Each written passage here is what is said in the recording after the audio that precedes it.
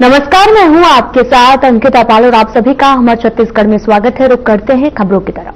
PM Modi ने एक बार फिर से अपने मासिक कार्यक्रम मन की बात के जरिए देशवासियों को संबोधित किया। आपको बताते चलें कि प्रधानमंत्री ने कहा कि प्राकृतिक आपदाओं की कठिन घड़ी में आपसी सहयोग और एकजुटता ही भारत की असली शक्ति है। उन्होंने युवाओं से भी विशेष आह्वान करते हुए कहा कि वे देश के निर्माण में सक्रिय योगदान दें। पीएम ने यह भी कहा कि विपत्ति के समय नागरिकों द्वारा प्रदर्शित सहयोग की भावना ही भारतीय संस्कृति की सबसे बड़ी पहचान है और सामूहिक चेतना का प्रतीक है। इस पर छत्तीसगढ़ के सीएम विष्णुदेव साय ने कहा कि पीएम के कार्यक्रम मन की बात हर महीने प्रदेशवासियों को नई ऊर्जा और प्रेरणा प्रदान करती है। उन्होंने ये भी कहा यह कार्यक्रम समाज के सभी वर्गों में रोजगार और उद्यमिता के नए अवसर सृजित करेगा। सीएम साय ने यह भी कहा कि पीएम ने अंबिकापुर नगर निगम की अनूठी पहल गार्बेज कैफे की सराहना की है, जिसने प्लास्टिक मुक्त शहर की दिशा में एक मिसाल कायम की है।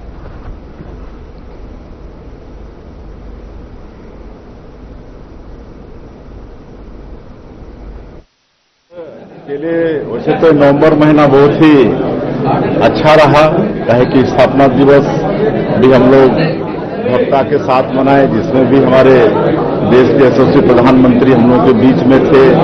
नए विधानसभा भवन का उनके करतबों से लोकार्पण हुआ। राज्योत्सव के समापन में हमारे देश के आदरणीय उपराष्ट्रपति जी पधारे।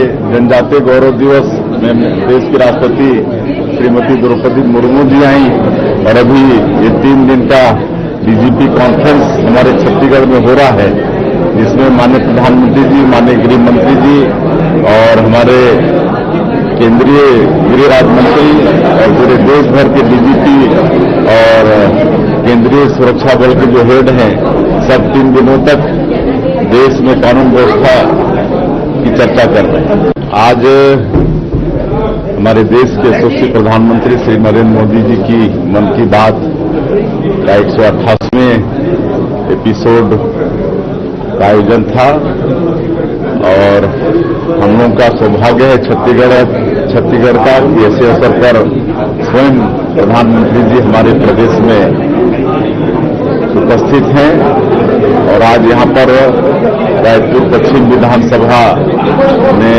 भव्य आयोजन मन की बात का किया गया था, जिसमें हमारे प्रदेश के पूर्व मुख्यमंत्री, विधानसभा के अध्यक्ष, हमारे मंत्रीगण, हमारे विधायकगण, हमारे निगम मंडल के अध्यक्षगण, हमारे संगठन के वरिष्ठ लोग और सैकड़ों संख्या में हमारे कार्यकर्ता बंधुगण सबकी उपस्थिति में हम लोग मन की बात को सुने हैं और सबको इंतजार रहता है हर महीना आखिरी रविवार का, क्योंकि उस दिन हमारे माननीय प्रधानमंत्री जी एक गार्जियन की भांति पूरे देश की 140 करोड़ जनता से रूबरू होते हैं और अनेक नई बात जो देश में नवाचार होते हैं सबको बताते हैं, उससे प्रेरणा भी मिलती है, कई जानकारियां भी देते हैं, उसका लाभ होता है। तो आज हम सब लोग मिलकर मन की बात सुने हैं और कई चीजों को आज भी बताए। हर बार आग्रह करते हैं देशवासियों से स्वदेशी अपनाने के लिए, अपने जीवन में जितना अधिक से अधिक हो स्वदेशी वस्तुओं का उपयोग करना चाहिए और व्यापारी बंधुगण से भी आह्वान करते हैं कि वो भी ज्यादा से ज्यादा अपनी दुकानों में स्वदेशी वस्तुओं को बेचें।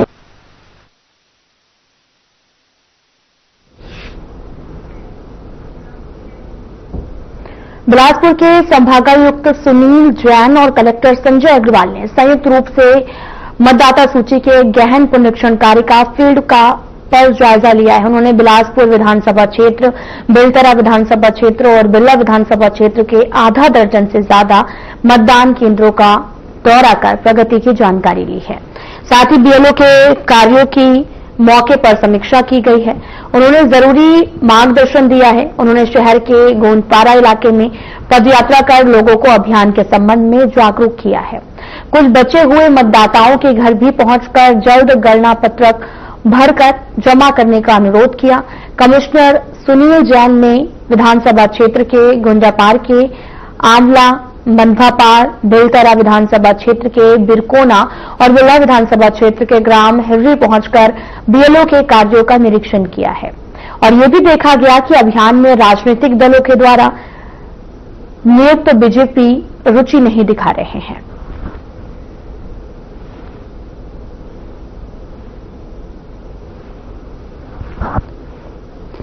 तो गहन पुनरीक्षण कार्य जारी है। संभागायुक्त और कलेक्टर भी मौके पर पहुंचे और जायजा लेते हुए नजर आए। तस्वीरें दिखा रहे हैं आपको जो कि बिलासपुर से हैं, जहां पर संभागायुक्त और कलेक्टर मौके पर पहुंचे हैं और ये दौरा काफी ज्यादा अहम माना गया क्योंकि गहन पुनरीक्षण कार्य का जायजा लेने के लिए पहुंचे हैं। दरअसल 4 दिसंबर जो है इसकी लास्ट डेट रखी गई है और ऐसे में अभियान में सहयोग करने की अपील भी की गई है।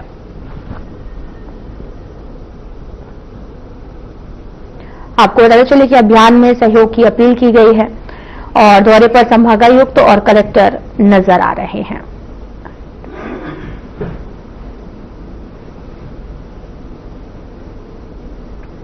गहन पुनरीक्षण कार्य का जायजा लेते हुए नजर आ रहे हैं।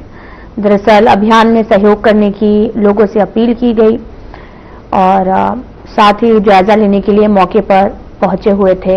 बिलासपुर अभियान में सहयोग करने की अपील करते नजर आए।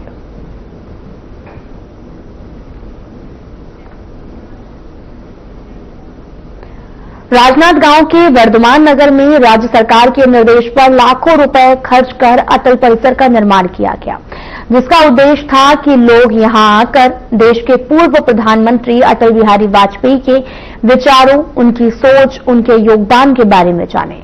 लेकिन उद्घाटन को कुछ ही महीने हुए हैं। हालात ये भी हैं कि परिसर अंधेरे में डूबा है, चारों ओर गंदगी फैली है और जो लाइटें लगाई गई थी वो तो चोरी हो चुकी हैं। रात में यहां आना तो दूर, लोग दिन में भी यहां आने से कतराते हैं। स्थानीय लोगों का यह भी कहना है कि कोई सुरक्षा व्यवस्था नहीं है, ना साफ सफाई है, ना मेंटेनेंस। सरकार ने तो परिसर बना दिया है पर उसके बाद क्या जिम्मेदारी खत्म हो जाती है। अटल जी के नाम पर बने इस परिसर में ना लोग घूम पा रहे हैं और ना यहाँ पर कार्यक्रम हो रहे हैं, ना ही परिसर अपने उद्देश्य को पूरा कर पा रहा है। साथ ही लोगों का यह भी कहना है कि अगर रखरखाव ही नहीं करना था तो इतना बड़ा परिसर बनाने का मतलब क्या था।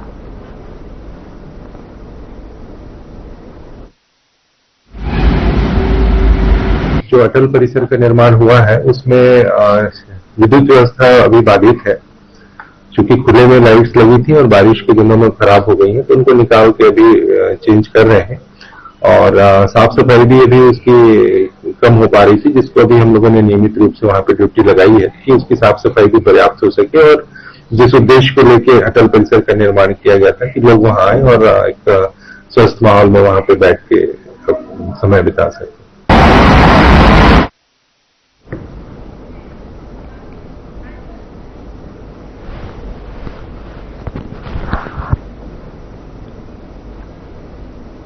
राजनांदगांव की पुलिस अधीक्षक ने धान खरीदी सीजन के बीच में किसानों से बड़ी अपील की है। उन्होंने साफ कहा कि कोई भी किसान अपने धान को सोसाइटी के बाहर बेचने की कोशिश बिल्कुल ना करे।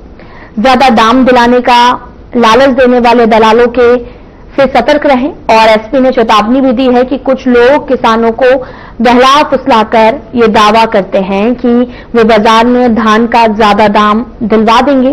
पुलिस ने ऐसे तत्वों पर कड़ी नजर रखते हुए कहा कि किसी के कहने पर धान लेकर बाहर न जाएं, सरकार द्वारा निर्धारित सोसाइटी में ही धान बेचें। अगर कोई फर्जी दलाल ऐसी हरकत करता दिखे तो तुरंत पुलिस को इसकी सूचना दें। जिले में धान खरीदी को पारदर्शी बनाने के लिए पुलिस और प्रशासन की संयुक्त टीम लगातार क्षेत्र में निगरानी कर रही है। किसानों से भी अपील की गई है कि वे किसी भी तरह के लालच में न आए और सुरक्षित खरीदी के लिए अपनी सोसाइटी में धान बेचें।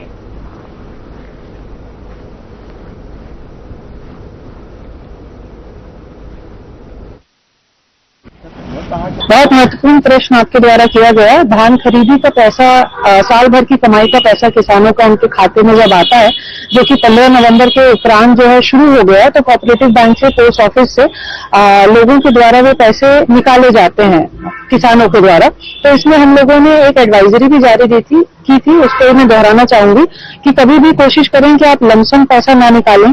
कभी भी जब आप पैसे निकालने जाएं तो आप अकेले ना जाएं, कम से कम अपने साथ एक साथी जरूर रखें। कोई संदिग्ध व्यक्ति आपके आसपास अगर दिख रहा है और आपको ये लगता है कि वो आप पे नजर रख रहा है तो जरूर उस पर ध्यान दें। कई बार हमने ये भी देखा है कि लोग अपनी गाड़ी की डिक्की में पैसे छोड़ करके आसपास कुछ चाय नाश्ता करने या इस प्रकार की चीजों में चले जाते हैं और उसमें डिक्की से पैसे पार हो जाते हैं। तो इस चीज का जरूर ध्यान दें। यदि आप पैसे निकाल रहे हैं तो आप या आपके साथ आया हुआ साथी अवश्य उस पैसे को ध्यान दें। और कहीं भी कई बार लोग पेट्रोल पंप में पेट्रोल डलवाने जाते हैं और डिक्की में पैसे होते हैं, क्योंकि वो व्यक्ति आपको फॉलो करते हुए आ रहा होता है जहां से आपने पैसे निकाले। तो पेट्रोल पंप में भी इस बात का ध्यान रखें। तो कम से कम 2 व्यक्ति जाएं और सदा सतर्क रहें।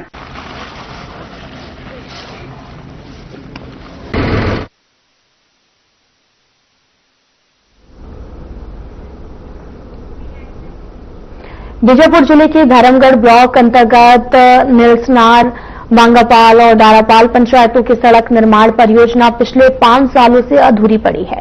लोक निर्माण विभाग से मंजूरी के बावजूद सड़क पर सिर्फ मिट्टी डंपिंग और कुछ पुलियां ही तैयार हो पाई हैं, और जबकि बाकी पुलियों का काम शुरू तक नहीं हुआ है। बरसात में सड़क की हालत बेहद खराब हो जाती है, जिससे आवागमन बाधित होता है और ग्रामीणों को गंभीर परेशानियों से जूझना पड़ता है। कई बार कलेक्टर को लिखित शिकायत देने के बाद भी स्थिति जिसकी तस बनी है। ग्रामीणों ने ठेकेदार की लापरवाही और प्रशासन की उदासीनता को इसका प्रमुख कारण बताया है। तीनों पंचायतों के सरपंच और जनप्रतिनिधियों ने डिप्टी कलेक्टर को ज्ञापन सौंपकर चेतावनी दी है। यदि दिसंबर 2025 तक काम शुरू नहीं हुआ तो जनवरी 2026 में बड़ा आंदोलन किया जाएगा। और ग्रामीणों का यह भी कहना है कि देरी से विकास कार्य रुक गए हैं, उनका जीवन सीधे प्रभावित हो रहा है।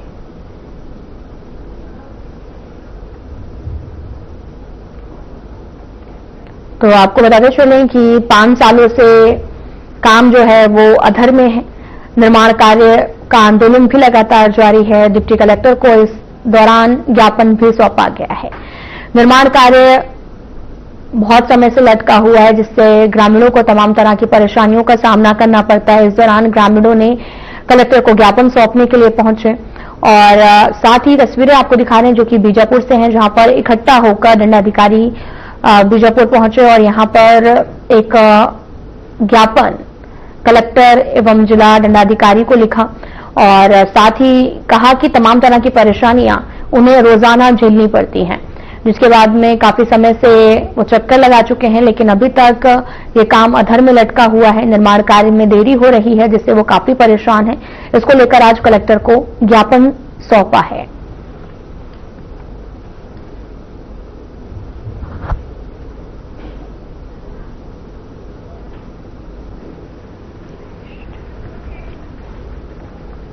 निर्माण कार्य पर आंदोलन करने को मजबूर हैं। दरअसल आज पहले वो कलेक्टर को ज्ञापन सौंपने के लिए पहुंचे और कहा कि अगर कोई संज्ञान नहीं लिया गया तो बड़ा आंदोलन देखने को मिलेगा। निर्माण कार्यों में देरी हो रही है। 5 सालों से सड़क निर्माण अभी तक अधूरा है, जिससे वो काफी ज्यादा परेशान है। रोजाना आने जाने में तमाम तरह की परेशानियों से उन्हें जूझना पड़ता है और इस दौरान निर्माण कार्य पर आंदोलन जो है वो लगातार देखने को मिल रहा। तस्वीरें आपको दिखा रहे हैं जो कि बीजापुर से हैं, जहां लोग काफी ज्यादा परेशान हैं अपनी समस्याओं को लेकर और इस दौरान वो कलेक्टर के समक्ष पहुंचे, एक संयुक्त ज्ञापन लेकर पहुंचे और कलेक्टर को ज्ञापन सौंपा है। उन्होंने कहा कि सिर्फ 5 सालों से आश्वासन ही दिया जा रहा है, अभी तक सड़क का निर्माण पूरा नहीं हुआ है, जिससे उन्हें रोजाना आने जाने में परेशानियों का सामना करना पड़ता है और कई बार यहां पर हादसों का डर भी बना रहता है, जिस दौरान वो लगातार मांग कर रहे हैं।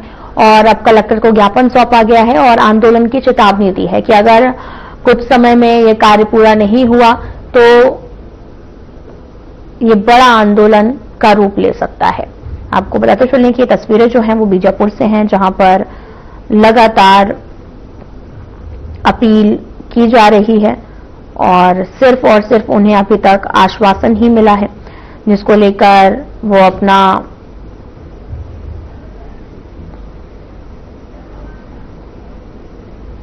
ज्ञापन कलेक्टर को सौंपने के लिए पहुंचे हैं।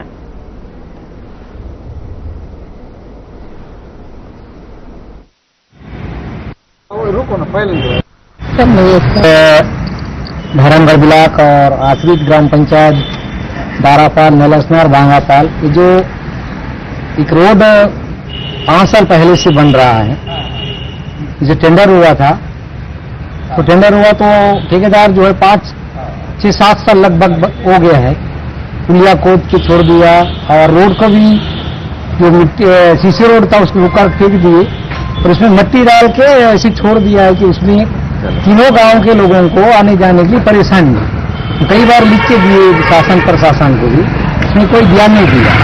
आज इसीलिए हम लोग सभी फिर से गांव से सभी कम से कम लगभग 20 लोग आए, कलेक्टर साहब से मुलाकात करके जाएंगे बोल के, परंतु कलेक्टर साहब कहीं बाहर चल जाने से हम पंचायती साहब का भी हम वेतन देके जा रहे हैं। अगर इसमें कोई दिसंबर तक हमारे पुलिया या रोड जो शुरू नहीं होता है, हम जनवरी महीने से हम फिर से रोड में बैठेंगे, क्योंकि हमारे रोड जो है ना 3-4 गांव को करके सीधे फिर नेशनल हाईवे में वहाँ नलसनार जुड़ता है, हम लोग को आने जाने के लिए बहुत परेशानी है। हमारे स्कूल में भी दारापाल के स्कूल जो जाने के लिए वहाँ भी कुछ कादियान उदियान जो बच्चे शिक्षक लोग जाते हैं, बारिश के समय जो पूरे शिक्षक जो है 1 किलोमीटर वहाँ मोटरसाइकिल में रख के स्कूल पैदल जाते हैं। इस प्रकार की हमारी समस्या है, तो इसको हल होना चाहिए और शुरू होना चाहिए। रोड जो ठेकेदार अभी पिछले समय काम किया था, उन्होंने पूरा काम नहीं किया, मिट्टी खोद के पुलिया खोद के उसे छोड़ दिया। अगर वो ज्यादा राशि लिया होगा, ज्यादा अगर काम नहीं किया होगा, उनको पर भी कार्रवाई होनी चाहिए सरकार की तरफ से, या फिर उनको रिकवरी करना चाहिए, क्योंकि वो टेंडर लेके छोड़ दिया है। लोगों को आवाज जावा की परेशानी है, अस्पताल जाने में परेशानी है, सब परेशानी हो रहा है उसमें। ये हमारी समस्या है, इसलिए हम लोग आज पूरे तीनों गांव के लोग आए यहाँ पे। रुको ना, पहले थोड़ा पहले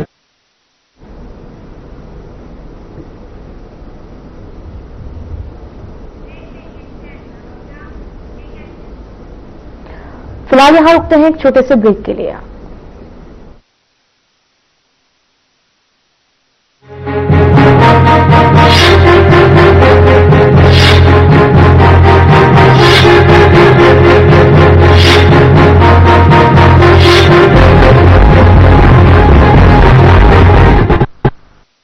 छत्तीसगढ़ के मुख्यमंत्री हमारे जनजातीय समाज के विष्णुदेव जी साय छत्तीसगढ़ का कायाकल्प कर रहे हैं।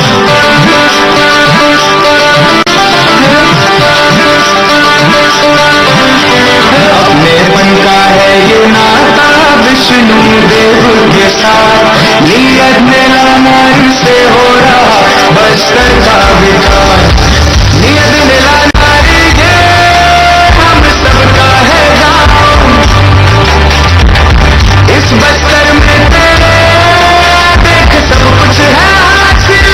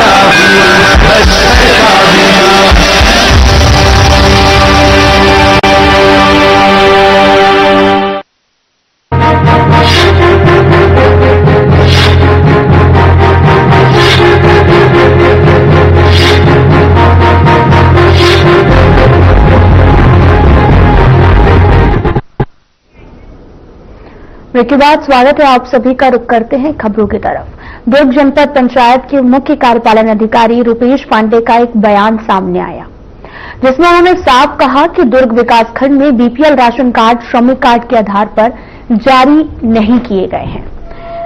उन्होंने यह भी बताया कि बीपीएल या फिर राशन कार्ड बनने की प्रक्रिया पटवारी के प्रतिवेदन पर निर्भर करती है। किसी भी तरह की त्रुटि या फिर गलत जानकारी मिलने पर सत्यापन के आधार पर ही कार्ड में संशोधन या फिर कार्रवाई की जाती है। तो वहीं इस संबंध में सीईओ पांडे ने जानकारी देते हुए बताया कि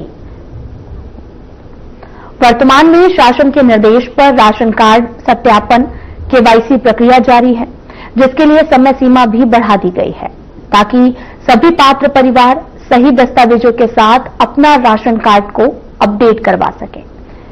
इससे कि वास्तविक लाभार्थियों को ही शासन की योजनाओं का सही लाभ मिल पाएगा।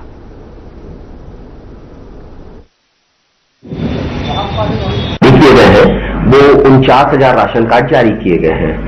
तो हाउस होल्ड से अधिक राशन कार्ड जारी जो हुए हैं वो परिवार के विभाजित होने के कारण 6,000 राशन कार्ड बढ़े हुए हैं। इसी के साथ शासन के निर्देश है कि इन राशन कार्ड धारियों का केवाईसी किया जाना है। केवाईसी की तिथि लगातार बढ़ाई गई है और केवाईसी चल भी रहा है, लेकिन इसमें जो फर्जी होने की बात हो रही है वो ऐसे राशन कार्ड धारी अपने आप केवाईसी के दौरान छांट दिए जाएंगे और उनके नाम कट जाएंगे वहां से।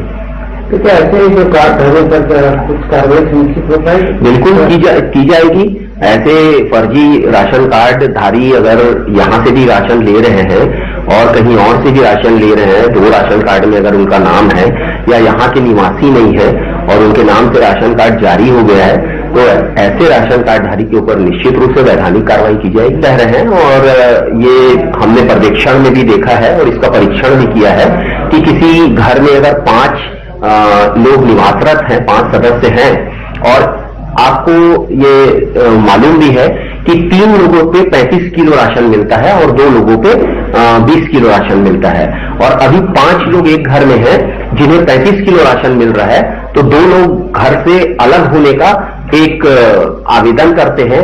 ग्राम पंचायत से, सरपंच सचिव से प्रमाणित करके लेके आते हैं, पटवारी से प्रमाणित करके लेके आते हैं, तो हम उनका राशन कार्ड अगर बनाते हैं तो 20 किलो की उसको पात्रता हो जाएगी।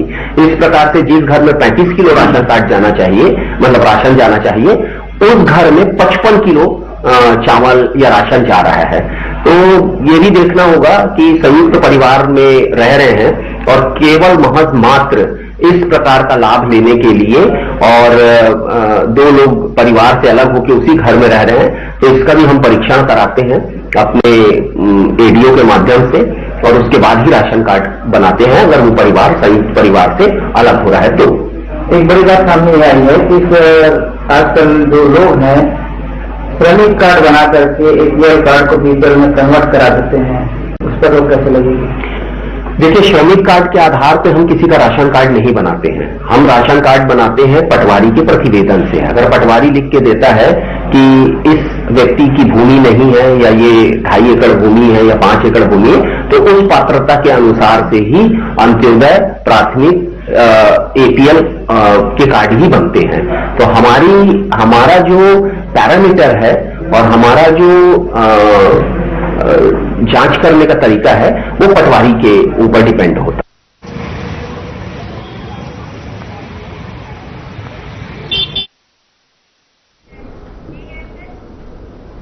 फिलहाल बुलेटिन में इतना ही। नमस्कार।